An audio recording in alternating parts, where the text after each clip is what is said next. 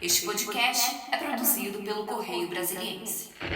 A mulher brasileira hoje é quem carrega as contas, né? Se a gente for ver pela fatia da sociedade brasileira, quem paga as contas em casa, quem bota dinheiro em casa, quem garante a comida é a mulher.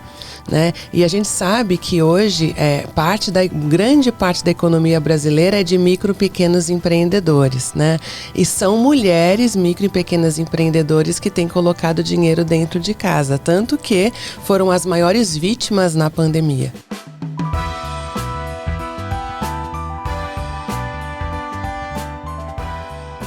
Olá, no ar para você mais um podcast do Correio.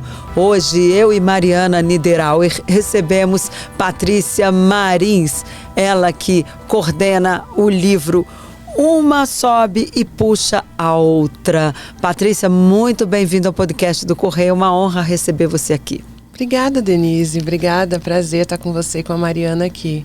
Pois é, o livro já está aí 4 semanas, entre os mais vendidos. Qual é o segredo? O que diz o seu livro é Uma Sobe e Puxa a Outra? Como é que foi? Como surgiu a ideia de fazer esse livro? Esse é um livro coletivo, sou eu e mais 43 mulheres que assinamos capítulos e mais 3 que estão nas capas, contracapas.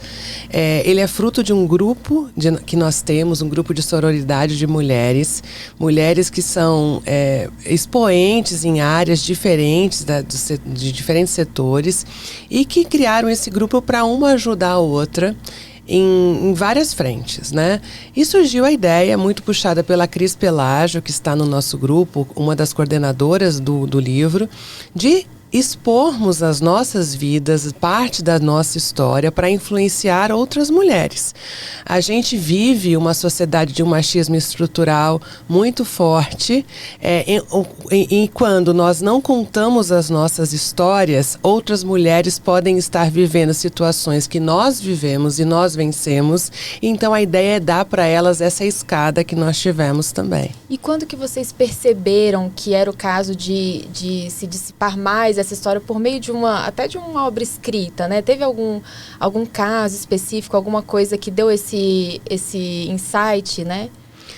Foi justamente, Mari, nesse grupo que nós temos, somos quase 400 mulheres dentro desse grupo e uma lista enorme de outras mulheres querendo entrar. Nós percebemos que quando uma contava a história para a outra falava, nossa, mas eu não sabia que eu estava vivendo isso também. Eu também estou vivendo uma situação de abuso psicológico, eu não sabia nem que era abuso psicológico. Olha, eu estou com essa dificuldade também em outra área. E a gente percebeu a força das nossas histórias entre nós. E por que não abrir isso para o mundo, né? Precisou de coragem, porque muitas das histórias reveladas no livro não tinham sido contadas até então, né? E precisou também de uma super organização, né? Que aí as meninas, a Cris, a Deia, a Luciana, a Flávia Lippe, que são as coordenadoras junto com a Natasha, são as coordenadoras do livro, elas tiveram muita habilidade para ir atrás da editora, para reunir as autoras e a gente conseguir realmente, em tempo muito recorde, lançar o livro no mês da mulher, que era o que a gente queria, como um marco no mês da mulher. Agora, qual foi a história assim, que mais chamou a sua atenção? Olha, Denise, eu falo até para as autoras que eu tô lendo esse livro a conta-gotas, porque a cada história que eu leio, eu me emociono muito, porque são histórias muito diferentes, né? Então a gente tem mulheres pretas que contam a história de superação de racismo. Nós temos, por exemplo, a Carola, que é uma mãe que perdeu o seu filho ano passado, o filho deficiente, e ela conta a história de luta para acesso, né, que ela teve ao filho dela, tanto para a questão de tratamento quanto de inserção mesmo na sociedade. Hoje a Carola é a líder da Turma do Giló, uma organização social que luta para mais acesso de outras famílias que têm filhos com deficiência, e ela conta a história dela, né, como mãe, querendo muito ser mãe, e aí quando ela descobre que o filho é deficiente, né, a luta toda dela para que o filho pudesse ter voz na sociedade, né? A Carola, inclusive, muito em função do grupo que a gente criou o ano passado, a gente conseguiu fazer com que a Carola fosse a empreendedora social do ano. Ela ganhou um número de votações extremamente importante, e ela também ganhou o reconhecimento na ONU pelo trabalho com a turma do Giló. Então ela conta a história dela, foi muito impactante, mas várias histórias. Eu quero até te devolver a pergunta. Depois que você lê o livro, você me fala. Com certeza, né, Mariana? Sim, Nós vamos falar sobre isso. Compartilhar. E essa linha do empreendedorismo é sempre uma saída, né, para as mulheres em situação até de vulnerabilidade financeira, dependência financeira dentro de um relacionamento. Você acompanha nessas histórias, né, no grupo, a saída do empreendedorismo para as mulheres como uma alavanca para a carreira, para ter uma independência financeira. Sem dúvida, Mari, sem dúvida. A mulher brasileira hoje é quem carrega as contas. Né? Se a gente for ver pela fatia da sociedade brasileira, quem paga as contas em casa, quem bota dinheiro em casa, quem garante a comida é a mulher. Né? E a gente sabe que hoje grande parte da economia brasileira é de micro e pequenos empreendedores, né? E são mulheres micro e pequenos empreendedores que têm colocado dinheiro dentro de casa, tanto que foram as maiores vítimas na pandemia. Né? Em todos os aspectos. As mulheres tiveram que cuidar dos seus filhos, parar de trabalhar, a economia parou de girar, né? Elas foram mais vítimas de abuso, né? O número de violência sexual e violência psicológica contra a mulher na pandemia cresceu em 70%. Então, essas mulheres são mulheres que fazem parte do grupo, né? São mulheres empreendedoras assim como eu, e a gente acredita sim que esse poder de você se colocar na sociedade, de você desenvolver o seu negócio, de você entender qual é o seu dom, entender qual é o seu talento e colocar esse talento com coragem, é algo que a gente quer impulsionar, e tem várias histórias no livro de mulheres empreendedoras que pensam assim e que estão realmente colocando em xeque o status quo da nossa sociedade brasileira. Agora, a gente vê também que as mulheres hoje, elas têm muita dificuldade de ocupar espaço de poder, né? Um espaço mais alto, inclusive na política, né? Nunca tivemos uma presidente da Câmara ou uma presidente do Senado. Nesse livro, a gente tem casos assim de mulheres que ocuparam altos cargos, como fazer para chegar lá? A gente vê na política essa dificuldade tão grande, nas outras áreas também é assim? Sim, inclusive tem uma das histórias que me marcou muito, que é o da Cláudia, executiva de primeiro nível de uma indústria automobilística, que ela conta a história, o capítulo dela chama Do Guinness Books ao Burnout. E ela conta como foi se superar, tentar mostrar que ela era capaz numa indústria extremamente machista, né? E nós, Denise, tivemos aqui, as autoras, a gente fez o lançamento em Brasília e fizemos questão de fazer uma agenda institucional com autoridades. Tivemos com a ministra Simone Tebet, por exemplo, e com a ministra Esther também, da área de inovação, para apresentar o livro. Elas nos receberam com muita gentileza. Tivemos com a Aniele Franco também, tivemos com a Luciana, presidente da IPEA, enfim.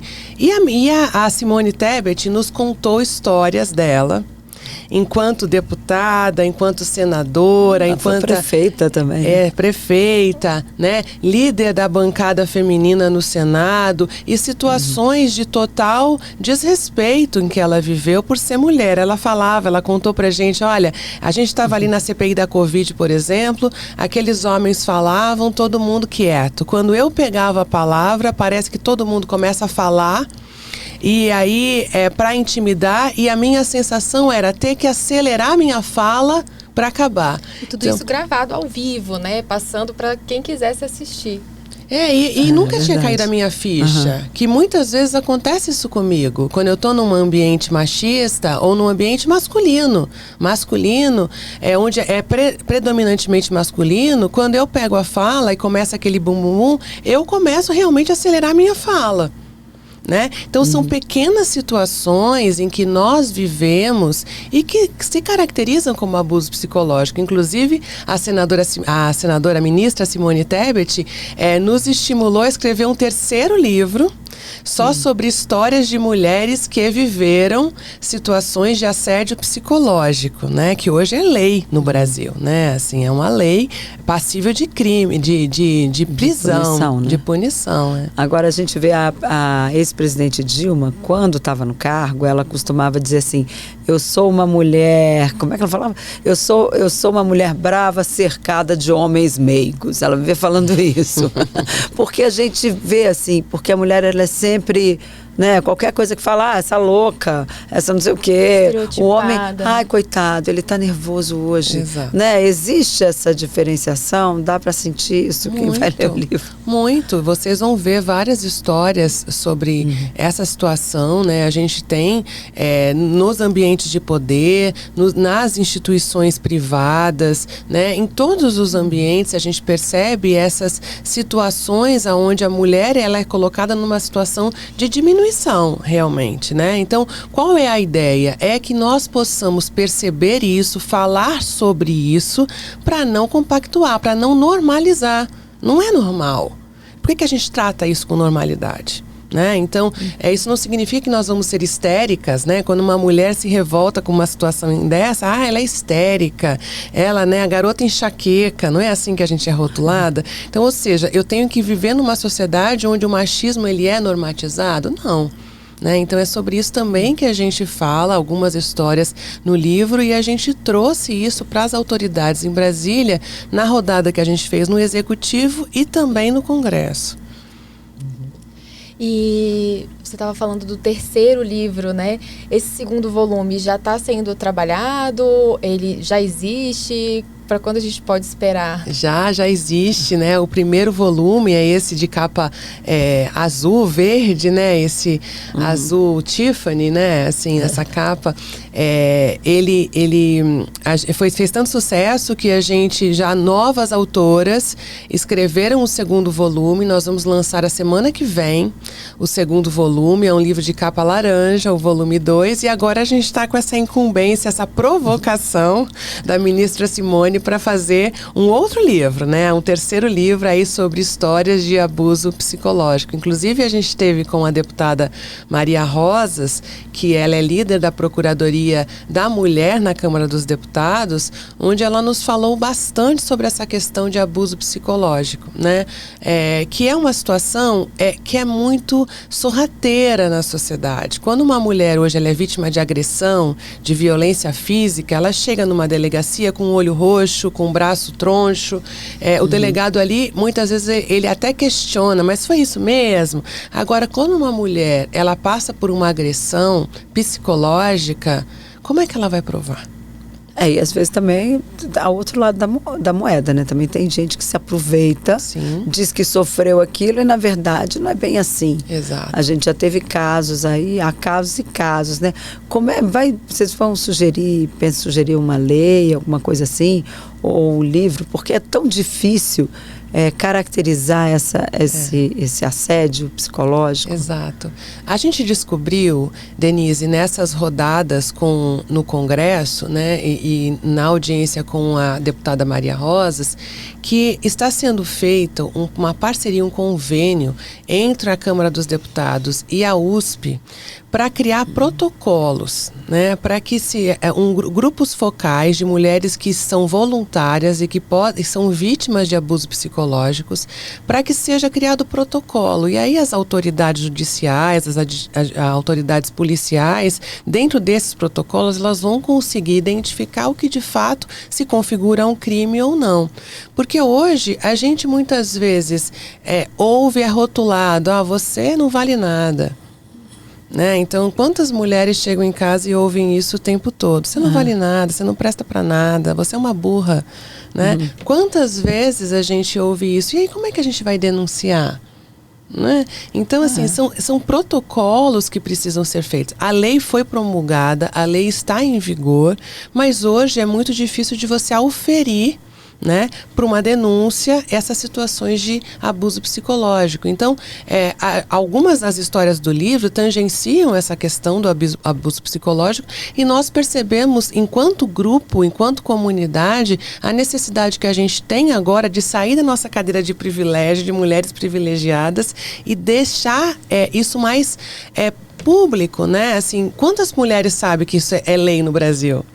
São poucas, né? Então. Não tem, assim, é muito pouco. Exato. Inclusive, muitas ficam com medo de denunciar, porque às vezes é o pai do filho, às vezes ela não tem como não tem para onde ir, né? Se sente completamente desprotegida, né? E ameaçadas também, né? Muitas mulheres sofrem ameaça. Se você me largar, eu vou me matar. Olha, se você me largar, eu roubo o filho. Então, assim, elas falam, se você me largar, eu te mato. Exato, né? Eu te mato. Então, tem muita... É isso. Então, Essa como ameaça sair constante disso, né? Então, você tem que, na realidade, criar uma rede social mesmo, onde uma sobe e puxa a outra. Então, essa é a nossa ideia, né? A gente acredita no poder das histórias, né? Eu, como jornalista, vocês, né? Nós acreditamos no poder das histórias. As histórias precisam ser contadas. E a ideia até da interlocução com o governo federal ou com o governo distrital ou outros governos, quando for o caso, é também de ter o apoio do Estado, né? De uma estrutura que possa acolher no caso de segurança, de saúde ou de justiça, que seja, para que as mulheres tenham esse suporte também do Estado, quando elas não conseguem sair do ciclo de violência, né? Vocês têm também essa conversa, né, com o poder público. A gente utilizou o nosso livro, né, e foi muito simbólico trazer as autoras para Brasília para a gente poder estimular políticas públicas ou dar visibilidade a políticas públicas já existentes e que não são tão conhecidas. Por exemplo? Como essa, a lei de proteção psicológica à mulher, né? A questão de acesso à educação, né? Muitas das mulheres hoje, elas trabalham só meio período porque elas não têm com quem deixar os seus filhos, né? Então, as creches não têm vaga, as escolas não têm disponibilidade de professores, muitas vezes, com crianças com deficiência, né? Então, a questão de acesso à educação, a questão de nutrição também, né? Hoje é uma questão importante no nosso país, né? Alimentos corretos, como é que a gente faz que a nutrição saudável entre para a grade curricular hoje das escolas. Esse, inclusive, é um dos sonhos descritos de uma das autoras, que é a Roberta Suplicy, CEO da Uber Remedy. Ela escreve que é o sonho dela, e nós, como grupo, queremos fazer que o sonho da Roberta Suplicy seja, de fato, saia do papel, né? Então, são questões desde mães que são mães de crianças com deficiência que precisam ter políticas públicas mais ampliadas, né? Até essa questão de combate realmente à violência contra a mulher na sua magnitude, né? Eu falei de psicológica, mas a gente ainda é um dos países que está na lista dos 5 mais em termos de feminicídio, né? Então, como combater isso? Agora, como é que foi para chegar a esse número de histórias? São 40, né? 44. 44 histórias. Houve uma curadoria, digamos assim, das histórias. Olha, essa aqui a gente põe, essa aqui não. Isso aqui, como é que foi para juntar essas 44 histórias aí? É uma super pergunta, Denise. E assim, a gente sempre ouve isso porque tem essa curiosidade. Por que a sua e não a minha, né? Mas não, a ideia surgiu no grupo, né? A Cris Pelágio, no meio do carnaval, veio com essa ideia. E as mulheres, a gente fez, quem quer, quem topa.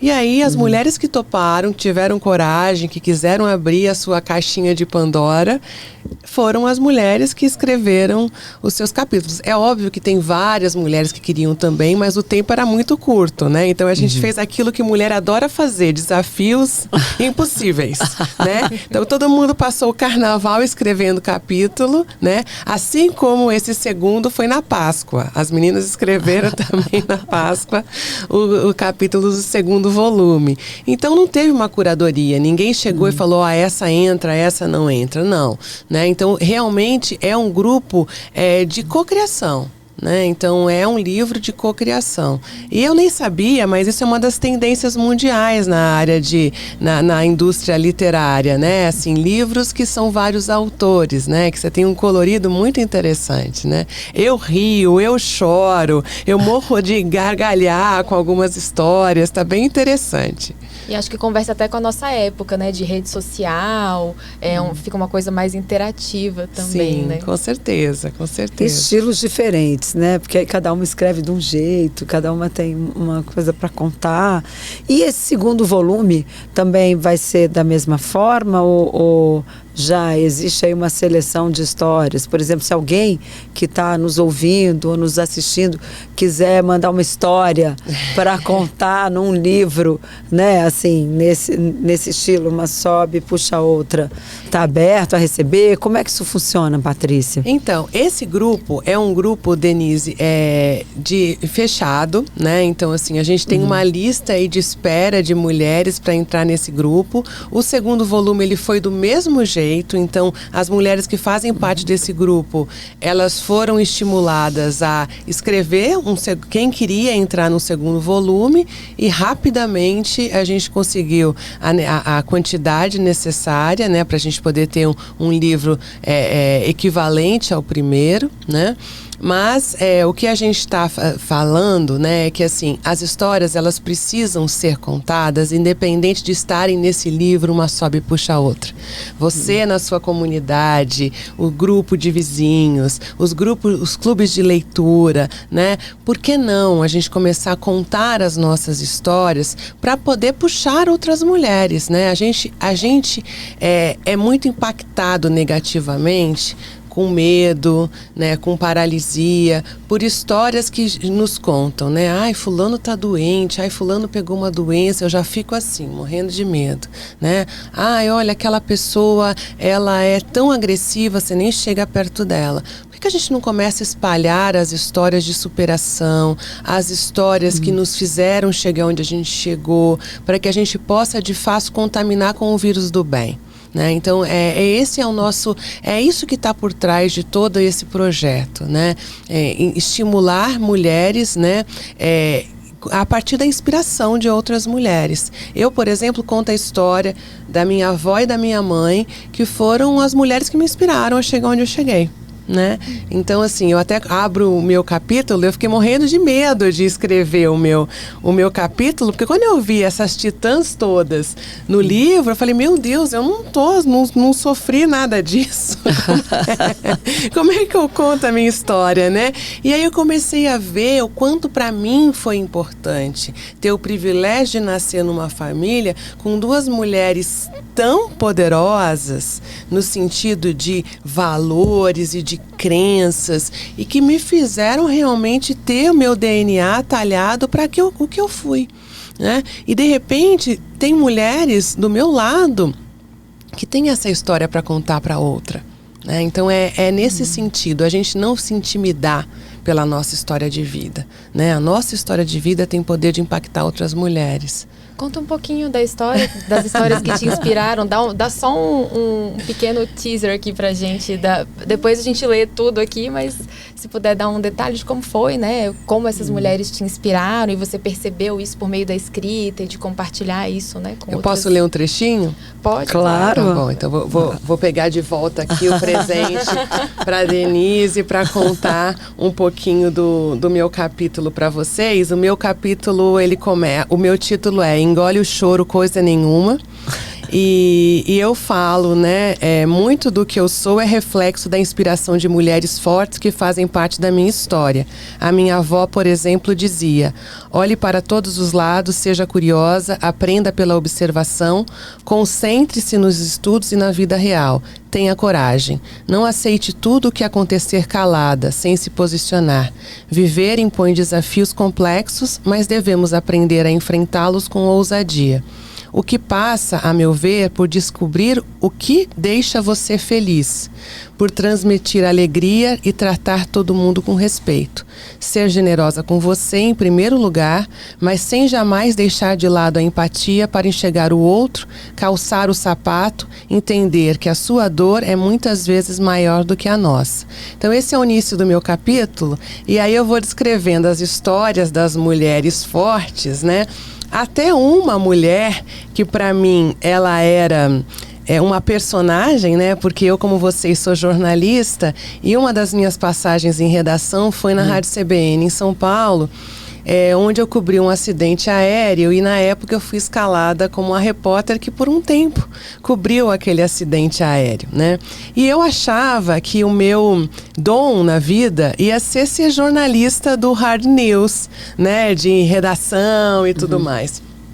E aquela mulher, que foi a dona Judite, com quem eu me relacionei, ela perdeu um filho no acidente aéreo. Eu muitas vezes ia até ela para saber como é que estava a investigação e tal.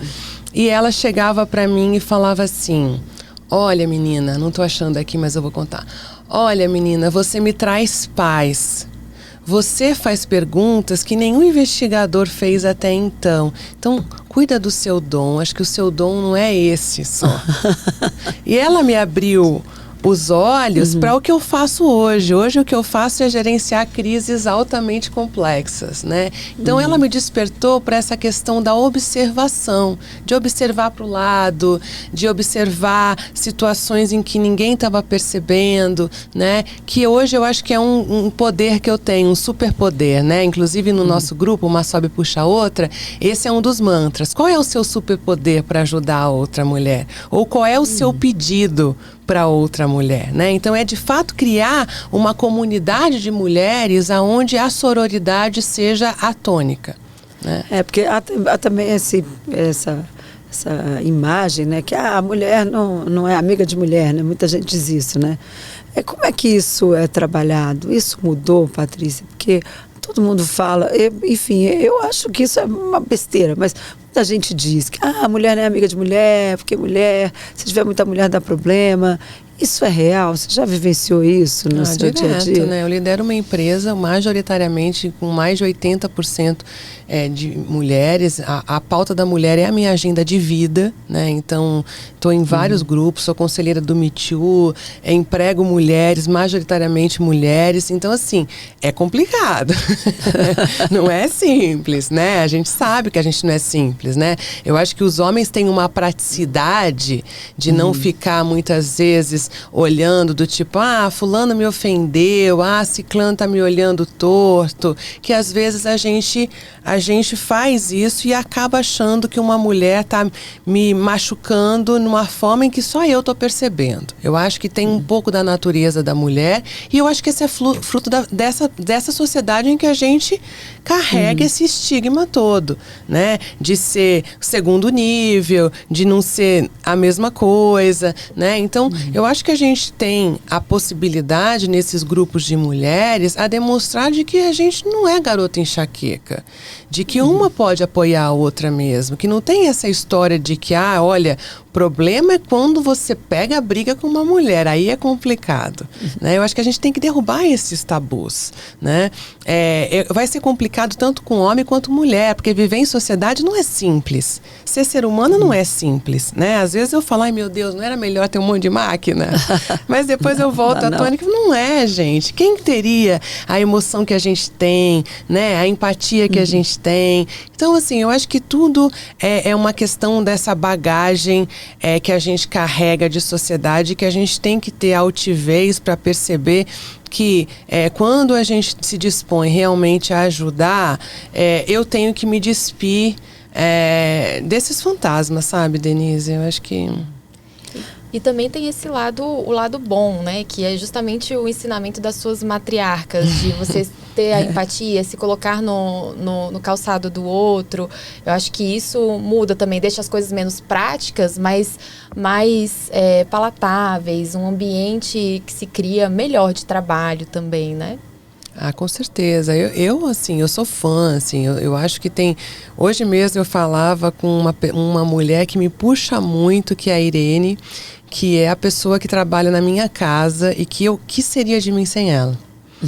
Que seria de mim sem ela? Ela me puxa o tempo inteiro e aí ela falava pra mim, olha, esse negócio aqui não consertou direito, não sei o quê, mas assim, eu fui lá e resolvi. Eu falei, mulher, né, Irene? Mulher, você foi lá, não teve complicação e foi e tal. Mas tem um custo para isso, né? Assim, eu acho que é um custo assim que muitas vezes a gente fica exausta, né? Assim, a gente é mulher, aquela coisa, né? Sou mulher, mas estou exausta. Né?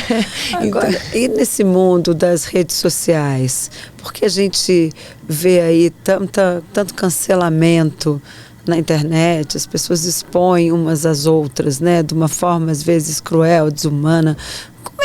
Como lidar com isso? Que eu acho que as mulheres estão até muito mais expostas, né, nessa coisa, especialmente na política. Mas como lidar com isso nas redes sociais? A gente vê aí, poxa vida, teve uma atriz, inclusive, né, que teve Sim. o caso dela, de um caso que ela não queria contar e que acabou exposto, enfim. Sim. Como lidar com isso? Olha, a gente tem visto as piores crises acontecendo no ambiente digital, né?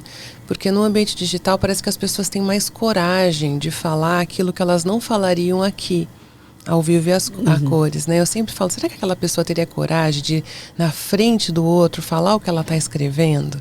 Né? Então, a falta de regulação dessas redes sociais nos faz corajosos demais e indo além do limite, né?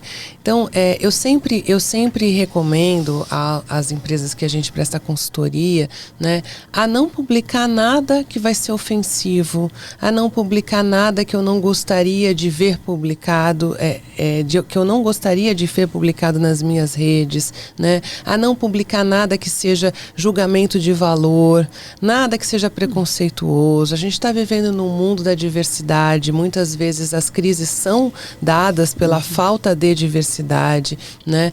E também a questão de preconceitos velados, né? Como esse, é uma invasão de privacidade. Esse que você está dizendo é uma mulher que teve uma invasão de privacidade. Então, assim, é um crime, né, Denise?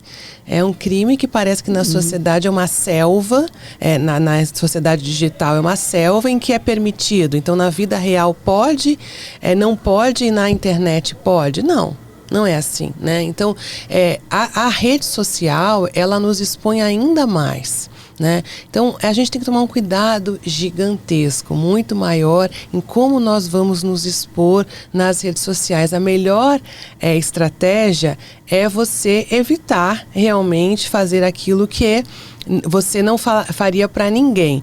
Mas, se você for alvo, buscar, de fato, as autoridades competentes, né? Nesse caso, não só as autoridades do mundo real, mas no mundo virtual também. Né, assim, você tem hoje os crimes cibernéticos, né, assim, bombando toda hora. Então, assim, existem hoje as autoridades para a gente requerer também se eu sou vítima, né, de uma injúria, de uma difamação virtual, apesar de nós não termos plataformas reguladas, né? Temos aí, talvez saia aí a lei projeto, da fake news, né? Essa semana que vem. Discussão confusa dessa semana. E polêmica, né? Polêmiquíssima. Difícil. Pois e por outro lado também as redes acabaram virando um espaço de fala muito grande, né, para as mulheres, enfim, influencers, né, que colocam lá conteúdo sobre maternidade, sobre até dicas para casa, enfim, de cuidados e de proteção, né? Então existe também esse balanço que é difícil, né, mas que sem a regulação dificulta, mas que é importante também, né? Você tem esse lado de você poder se ver mais nas outras pessoas também por meio dessa divulgação. Instagram, né? Hoje tem muitos vídeos, as pessoas compartilham, fazem lives e tem essa troca de informações, né? Sim. Eu acho que a internet, né, a gente tem uma possibilidade imensa de geração de renda, de expor a sua plataforma de conteúdo, né? Quem você é, né? Eu mesmo falava ontem, eu dei 3 treinamentos virtuais. Jamais aconteceria isso antes da pandemia. Então, hoje você tem uma possibilidade imensa, né? Então, você tem que saber o ônus e o bônus de tudo, né? Então, assim, a internet hoje é uma plataforma de poder para as mulheres, de terem voz, de exporem seus produtos, de empoderamento mesmo, né? Agora, é necessário entender que nesse ambiente ela também vai ser vítima de tudo que a gente está vivendo na vida real, né? Tanto que a gente tem relatos de mulheres que viveram assédio no metaverso. Olha... Já tem casos, né? Pelo Me Too a gente teve mulheres vítimas de estupro pelo metaverso. Como é que faz isso? Eu sou um avatar, você é um avatar. Você chega pra mim e começa. Ah, você é gostosa. Ah, eu poderia passar a mão aqui, passar a mão ali.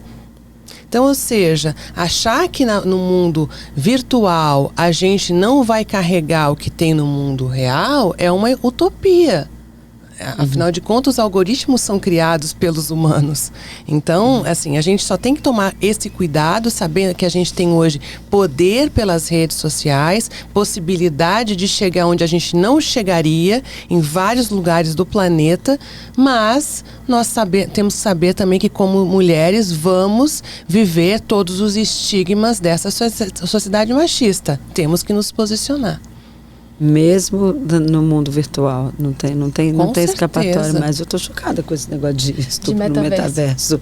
Pelo amor de Deus. Pois é. Fazia a menor ideia. Exato. Que isso pudesse acontecer ali no... Mas é a mesma coisa. Se eu vou para uma festa no mundo virtual, um avatar, vão acontecer as mesmas coisas que acontecem numa festa no mundo real. Se eu vou para uma reunião, né, onde muitas vezes nas reuniões os homens falam, as mulheres não falam, uma reunião no metaverso vai acontecer a mesma coisa, né? Então são os bias, né, como eles falam, né, os vieses conscientes ou inconscientes que estão também no mundo virtual. E eu acho que no mundo virtual o poder de propagação ele é ainda maior, porque os algoritmos vão se multiplicando pela inteligência artificial. Então, assim, é muito preocupante a gente simplesmente entrar no universo digital sem saber que a gente tem que se posicionar, né? Assim, a gente tem... É uma terra sem lei. Então, aí eu tenho que cuidar ainda mais, né? Aqui eu tenho regras, né? Se eu ferir a sua honra, você me aciona. E no virtual? Qual vai ser a saída, né? Exato. E tem data para o lançamento da semana que vem? Tem local ou ainda tá? Tem, a gente vai fazer uma pré-divulgação a semana que vem no Web Summit, que é aquele evento que acontece no Rio de Janeiro. E depois nós vamos lançar em São Paulo, no dia 17 de maio, na Livraria da Vila, no Shopping JK, Iguatemi. O segundo volume do livro Uma Sobe Puxa a Outra. E aqui no DF vai ter? Ou vai vamos ser... também, vamos também. Mas já tem assim uma previsão? Muito provavelmente na sequência a gente vai lançar no DF também, como a gente fez no primeiro. No primeiro livro a gente lançou em São Paulo e depois lançamos aqui em Brasília, 2 semanas atrás. Ok, eu acho que devo, né? Nosso tempo já está ali quase que acabando. Patrícia, eu queria agradecer muito a sua presença aqui. E já fica o convite para você voltar quando tiver o segundo volume. Porque aí, Mariana, nós vamos ler os 2 e aí nós vamos destrinchar essas histórias aqui. Muitos exemplos importantes para puxar várias mulheres. Com certeza, obrigada demais, Denise. E para a gente poder encerrar, que recado, qual o principal conselho que você deixa para as mulheres que desejam, assim, enfim, empreender ou sair de uma relação, numa situação de vida, não digo nem relação de casal, mas uma situação de vida em que ela não está feliz? Como é que ela sai, assim, que conselho que você deixa para as mulheres que desejam empreender ou simplesmente dar ali aquela mudada de vida? Olha, o conselho é muito em cima do que eu acredito e que eu vivi, né? Eu não falo sobre a situação de abuso que eu vivi. Eu estou tomando coragem para quem sabe no terceiro livro eu conte. Mas acredito em você. Eu acreditei em mim. Quando a gente está vivendo situação de autoestima muito baixa, é muito difícil a gente acreditar na gente. Mas nós somos mulheres e nós temos a capacidade da resiliência, né, da sobrevivência. Então, a gratidão por estar viva, né, a força em você para você, de fato, superar essa situação e encontrar o seu dom.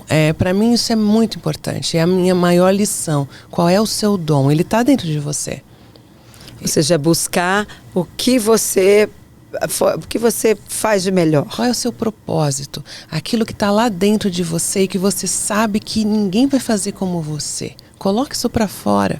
Né? Isso vai fazer com que a sua autoestima venha junto. Seja para empreender, seja para sair numa situação onde você está se sentindo a pior pessoa do mundo, seja para uma situação em que você foi colocada de lado. Né? Então, confie em você, tenha coragem. Né? Eu acho que assim, o meu capítulo é o capítulo da coragem. Né? Então, engole o choro, coisa nenhuma. Tenha coragem para chorar. Tenha coragem para dizer eu não quero, tenha coragem para estabelecer o limite. Opa, daqui ok, daqui para lá não, porque sou eu, né? Então eu coloco, seja generosa com você. Ser generosa comigo é de fato confiar em mim antes do outro, né? Então quando a gente entra no avião, falam, olha, se acontecer qualquer coisa, coloque a máscara de oxigênio primeiro em você e depois no outro. Mesmo se eu tiver com meu filho de 10 anos do lado, eu tenho que colocar primeiro a máscara em mim, a máscara de oxigênio. Então é isso. Às vezes a gente está ali com um monte de tarefas, cuidando do outro, nós somos mulheres, nós fazemos tudo e a gente está se colocando em último lugar. Então confie em você, coloque a sua máscara de oxigênio em você que o resto vem. Ok, Patrícia, muito obrigada pela sua presença aqui e até a próxima. Obrigada a vocês. Obrigada, Mariana, e obrigada a você que esteve aqui com a gente até agora.